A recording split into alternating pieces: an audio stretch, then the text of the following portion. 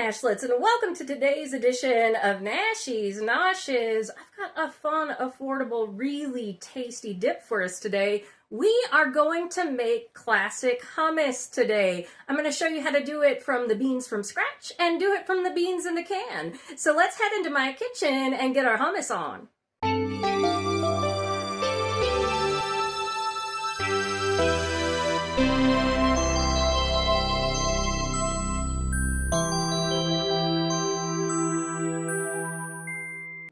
All right, Nashlets, let's go ahead and see what we're going to need for this classic hummus. First thing is 3 cups of chickpeas, and I will tell you in the next part of the video how to make that from scratch or to use canned. It's perfectly fine.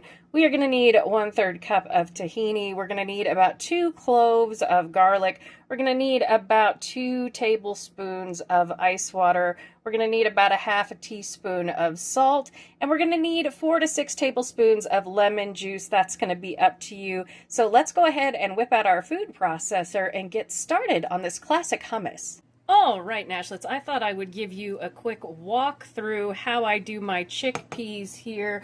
Now, you can do hummus from canned if you want. You can do it from dried the way that I did. That's perfectly fine. I used an entire bag, 1 pound of chickpeas. You don't have to do that. You can use 1 cup of dried chickpeas, which is going to make about 3 cups when they're fully cooked. And what you want to do with that is just rinse off your dry ones, put them in a bowl, soak them overnight, covered in water, make sure it covers them a good distance. And then we're going to grab our big stock pot. We're going to throw our chickpeas in there. We are going to cover them with at least 2 inches of water, bring them up to a boil, then we're going to reduce them to simmer. My stove goes from 1 to 10, and I simmer these for about 2 hours on 3. I usually go ahead and cover them. We want these to be super duper soft so everything comes out creamy. The other thing you can do is if you want to remove the skins, and I'm going to show you what the skins look like here. This is one of the skins here, and some of them will come off during cooking. If you want to do that, when you're done cooking these, go ahead and turn off your heat and add in 1.5 teaspoons of baking soda. Let it sit for about 20 minutes. Then you take it over to your sink, run some water over, and you just kind of go over the chickpeas like this, and these peels will come off. The peels are perfectly fine, though. There's nothing wrong with them. They're just extra fiber. I'm leaving them in because I'm disabled. It takes too much time to do that. So just to let anybody know, that's perfectly fine to do so. Also, make sure to sort your chickpeas. As you can see, this one is bruised. I go ahead and take those out. You don't have to. It doesn't really affect anything as long as it's not rotten. The second thing is you can totally do this with canned chickpeas. Perfectly fine. You just want to get the low sodium or no sodium ones. Throw them in the sink, give them a nice rinse off, put them in a pot, boil them for about 20 minutes. And if you want to do that trick to remove the skins, it's exactly the same thing. The baking soda in the water. And then after that, we're just going to strain this. We're going to let them cool down, and then we will go ahead and start the puree. But I wanted to tell you what I do with my extra since I did the whole bag. What I do basically is I freeze all my extra chickpeas because we're going to be using about 3 cups of this. I freeze them. I pull them down to make hummus later. I pull them down to put on salads. You can cook them up in the oven with seasonings. They come out so good. So we're wasting nothing here. It really is cost effective. All right, Nashlets, going to let this bubble. All right, Nashlets, so I've got all my stuff measured out here, and I've got my food processor in the back. I'll bring that forward in a second. But first, I thought I'd show you that I grated up 2 cloves of garlic, and I put it to mellow in our lemon juice. And this is about 1/4 cup. It's the juice of 1 lemon. So I use one of these to grate my garlic. It just makes it a lot easier because you really do want it finely chopped, and this just benefits the hands. And then we've got our tahini here, and this is my first time using this fancy Maldon salt, so I'm looking forward to this. All right, let me get our food processor into view here, and we'll go through the steps.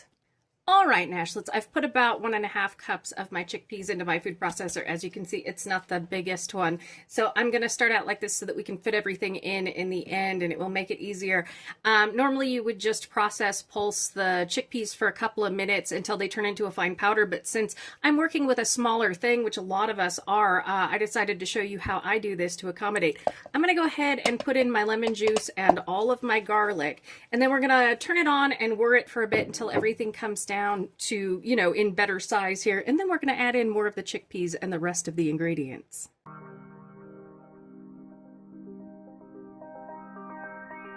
As you can see here, we're getting much better, so I'm going to add in the rest of my chickpeas and my tahini.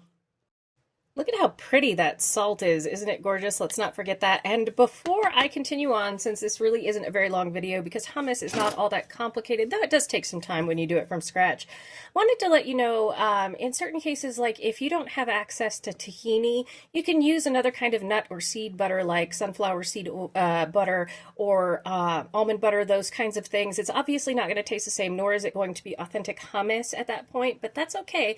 And you can explore all the flavors that you want. So just use the same amount of another butter and maybe put in like a half a teaspoon of toasted sesame oil if you want that toasted sesame flavor, which is what tahini is. It's such a lovely ingredient. But play with all of your ingredients here. If you don't have fresh garlic, go ahead and use garlic powder. It's all right. All right, Nashlets, continuing on.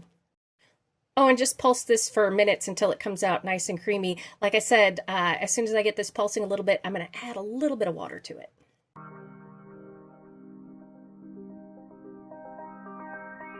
All right, Nashlets, I'm going to go ahead and add my 2 tablespoons of water. I'm going to be doing that while the Ninja is running, so you won't be able to see or hear me do that, but pour in a couple of tablespoons. Make sure it's really, really super duper cold water. If you need a little bit more for a fluffy texture, that's fine too.